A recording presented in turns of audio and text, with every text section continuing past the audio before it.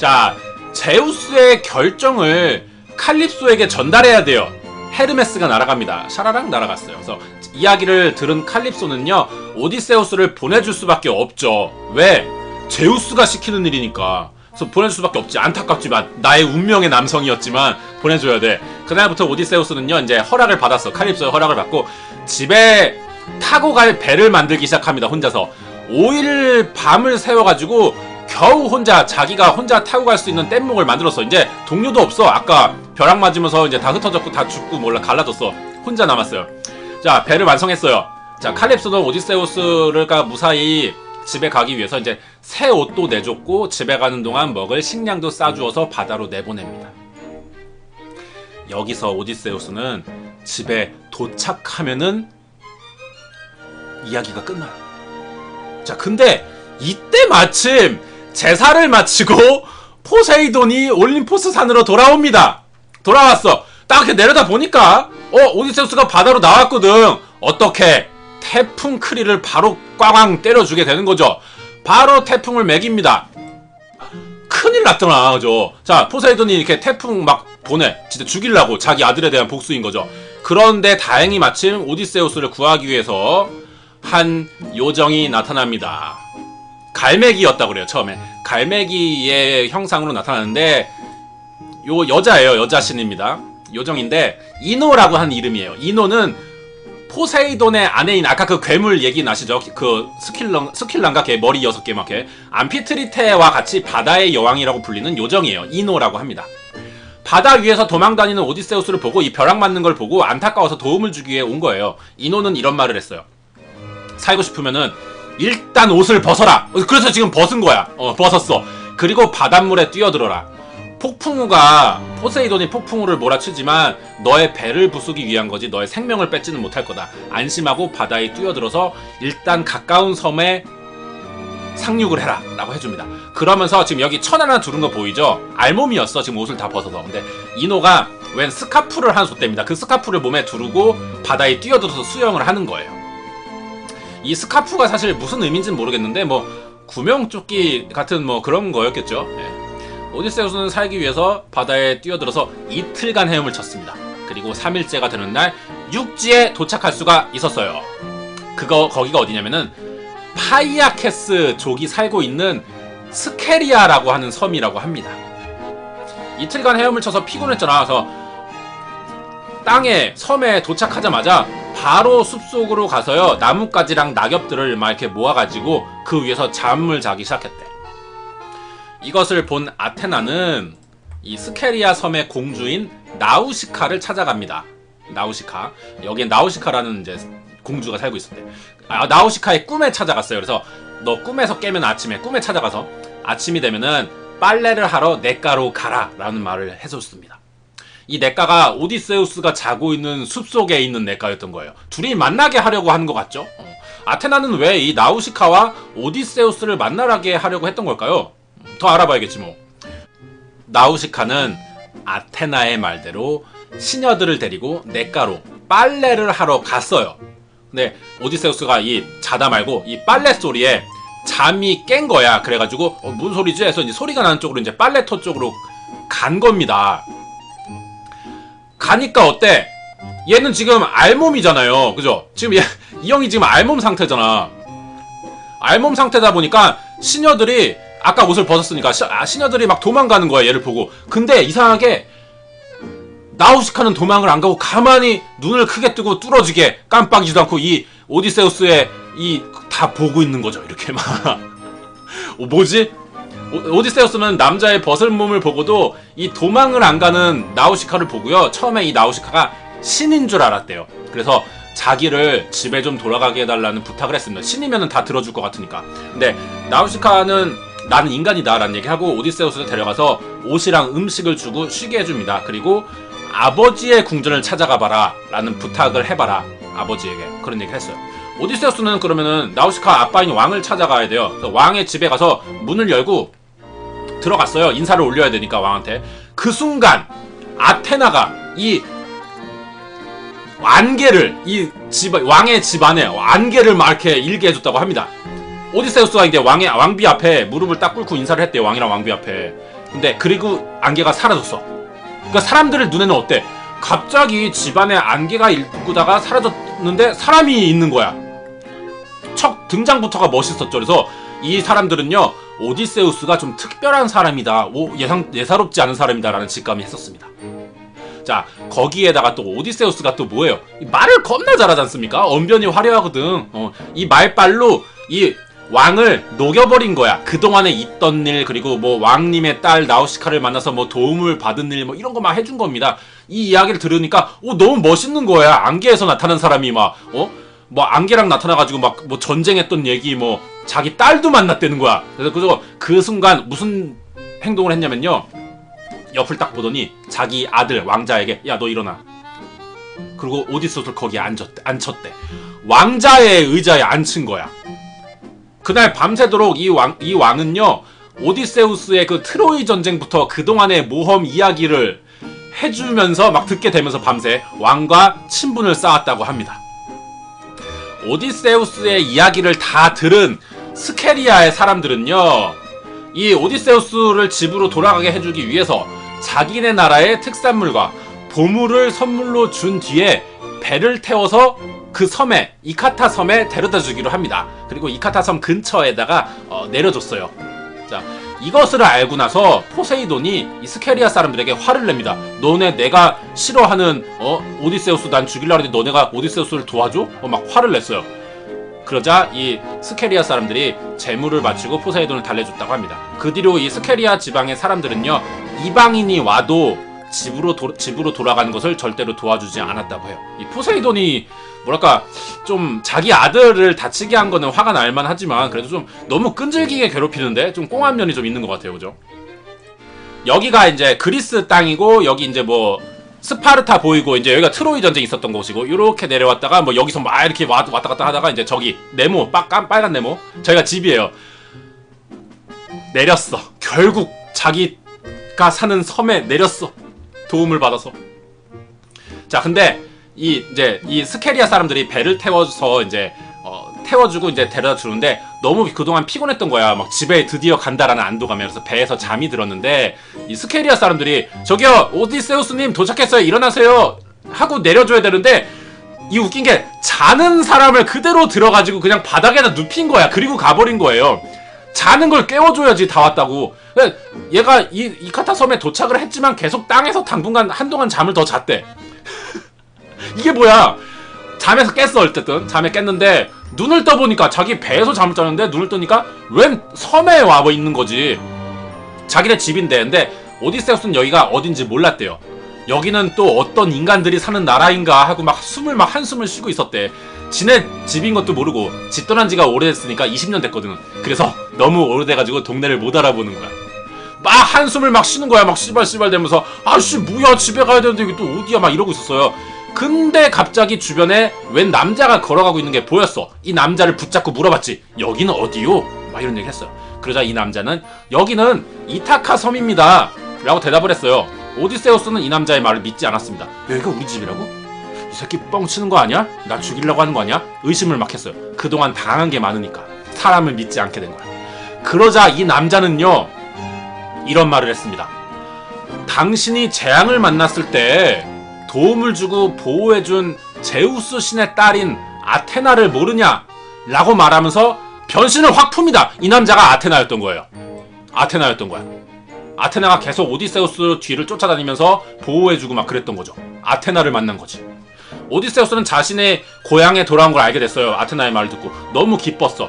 근데 아테나가 지금 너무 좋아할 때가 아니다 라는 말을 하면서 더 얘기를 해줍니다. 지금 너의 아내는 구원자들에게 둘러싸여서 고생하고 있다라는 말을 하게 됩니다. 이 얘기를 듣고 집에 오자마자 오디세우스는 복수를 준비하죠. 얘네들 다 죽여야 되는 거지.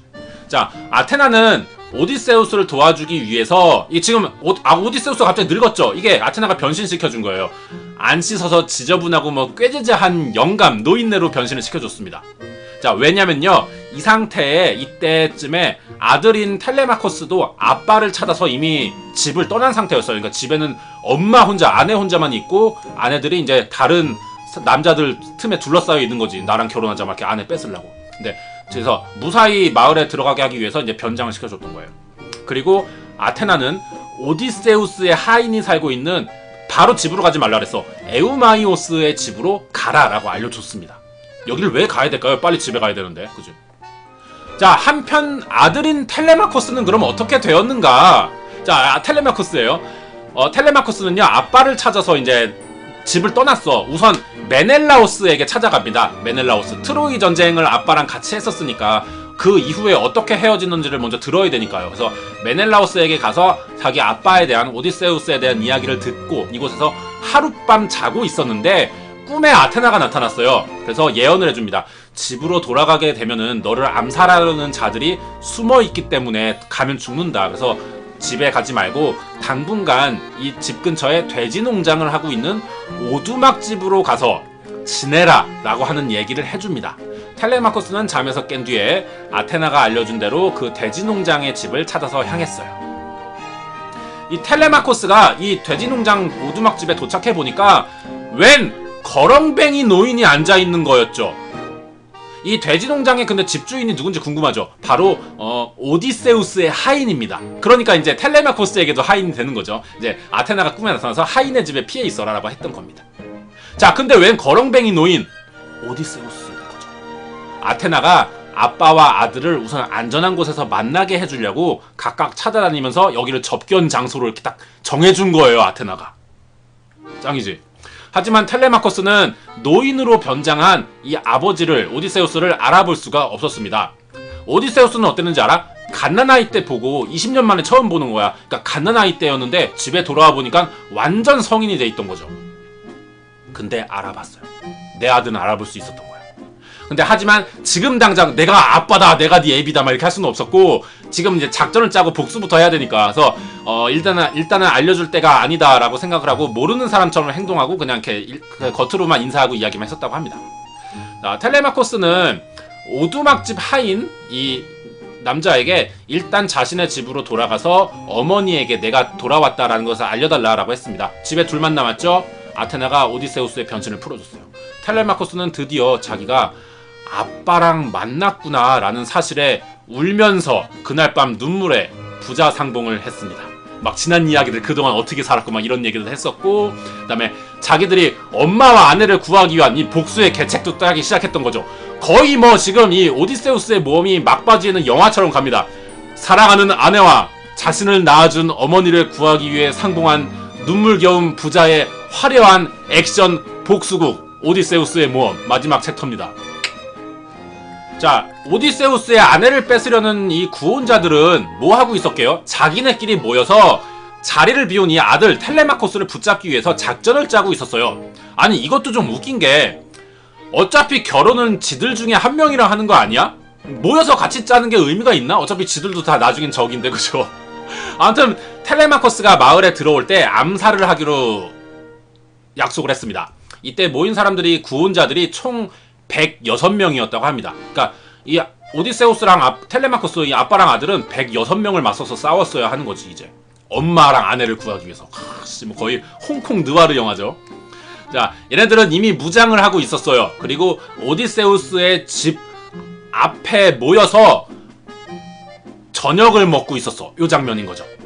자, 오디세우스는 이타케의 왕이죠, 원래 신분이. 근데 자신의 신분을 확인만 해주면은 이 마을 사람들과 남아있는 병사들은 자기를 따를 것이라는 것을 알고 있었어요. 근데 문제는 이 구원자들이랑 싸워서 쫓아낼 수는 있어, 이렇게 하면. 근데 마을로 들어가는 입구가 문제지. 입구에서도 지키고 있으니까 입구로 들어가기만 하면 되는데, 그래서 아테나가 이걸 이미 다 알고 거지로 변장을 시켜줬던 거야. 그 거지 같은 노인네로. 오디세우스는 의심받지 않고 구걸을 하면서 아이고 한 푼만 줍시오 하면서 무사히 마을로 들어갈 수 있었어요. 그리고 심지어 이 구원자들 틈에 끼어서 음식도 받아먹기 시작했어요. 그리고 뒤이어서 텔레마코스가 옵니다. 작전대로 하고 있는 거야 지금.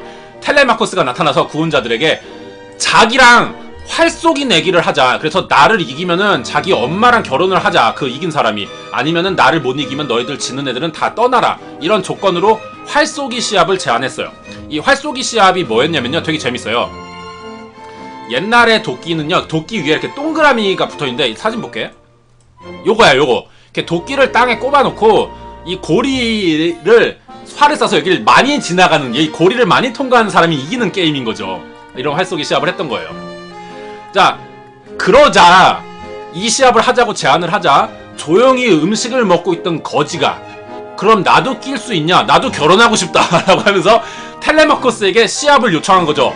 텔레마코스는 이 거지에게 자신의 활과 화살을 줬습니다. 오디세우스가 드디어 무기를 손에 넣었던 거지. 무기를 손에 쥔 거야. 오디세우스는 바로 활을 당겨서 구원자 중인 한 명을 쏴서 맞췄고요. 자신의 정체를 드러냅니다. 나 이타카의 왕 오디세우스가 돌아왔다.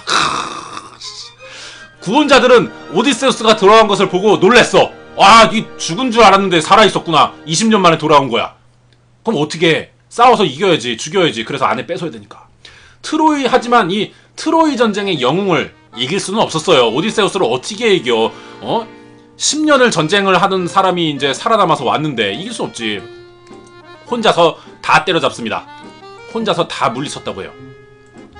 결국 구원자들을 모두 죽인 뒤에 아내를 구하게 되었습니다. 결국 드디어 오디세우스는 집에 돌아왔고 아들도 만났고 아내도 구했어요. 모든 게 다 해결됐어. 그 후로 오디세우스는 아들과 함께 잘 먹고 잘 살며 이타카를 다스리다가 평화롭게 생을 마감했다고 합니다. 자, 이렇게 해서 오디세우스의 모험이 끝납니다. 이야기가. 자, 오디세우스에 대한 평가를 조금 사실 해보자면은 오디세우스라는 이 영웅은, 인간 영웅은 그리스 신화의 뭐 거의 잔머리 끝판왕이고 뭐 잔머리의 천재다 뭐 이런 생각이 들어요. 그런 좀 이렇게 재기 넘치는, 이렇게 좀 재치 있고 순발력 있는 이런 행동들이 많이 나왔던 것 같아요. 그리스 신화에서죠. 이렇게 얘기할 수가 있을 것 같고, 오디세우스는 트로이 전쟁에서 그리스를 승리로 이끈 영웅이기도 하죠. 그 이후의 이야기들까지 합치면은 아마 그리스 신화 전체에서 제우스보다도 훨씬 더 주인공에 가까운 인물이지 않나 싶습니다. 분량이 굉장히 많은 인물이에요. 그만큼 기억에 남는 에피소드들이 굉장히 많은 인간이다라고 볼 수가 있는데, 이렇게 오디세우스에게 에피소드들이 많이 있는 이유는요, 그 당시에 남성상이 좀 명예롭게 싸우다가 죽는 게 어떤 그 당시 남자들의 어떤 사상이고 스웩이었던 거란 말이에요. 그죠? 죽는 거야, 싸우다. 그게 명예였어. 근데 그것과 반대로 오디세우스는 끈질기게 살아남아서 행복하게 오래오래 사는 게 목표였던 남자예요. 그래서 여러 난관이 닥칠 때마다 이것을 헤쳐나가는 것에 많은 이야기들이 있을 수밖에 없었고, 그것에 이제 우리가 이야기를 전해져 내려오면서 우리가 그것의 매력을 느끼지 않나 이런 생각을 합니다. 아마 아킬레우스나 헥토르였으면요, 그 포세이돈 아들 폴리페모스랑 죽을 때까지 싸웠을지도 몰라. 그러다 죽었을 거야. 아니다, 걔네라면 또 근데 또 이길 것 같기도 하다. 그죠? 뭐 아무튼 남들에 비해 조금 더 인간적인 면들이 있었어요. 그렇기 때문에 많은 이야기들이 남게 되었지 않나 싶고, 그래서 대부분의 그리스 신화 영웅들이 사실 비극적으로 죽습니다. 대부분이 죽는 걸로 결론이 나요. 근데 드물게 해피엔딩으로 에피소드가 마무리되는 영웅이기도 합니다. 자, 오디세우스의 이야기를 여기서 마치도록 하겠습니다. 자, 오디세우스의 모험이 이렇게 끝나게 됩니다. 이 오디세우스의 모험을 끝으로요, 이 그리스 신화의 전체적인 줄거리가 이렇게 막을 내려요. 이게 그리스 신화의 끝이에요. 하지만 저의 그리스 신화는 아직 남아 있습니다. 아직 안 한 이야기들이 겁나 많다는 거죠. 뭐 아르고호의 원정이나 뭐 헤라클레스의 12가지 과업, 뭐 이런 것들 아직 할 말이 겁나 많습니다. 걱정하지 마세요. 아직 안 끝납니다. 오늘은 오디세우스의 모험으로 끝나게 되지만 다음 주에는 또 다른 편을 가지고 오도록 하겠습니다. 오늘은 여기까지. 아디오스.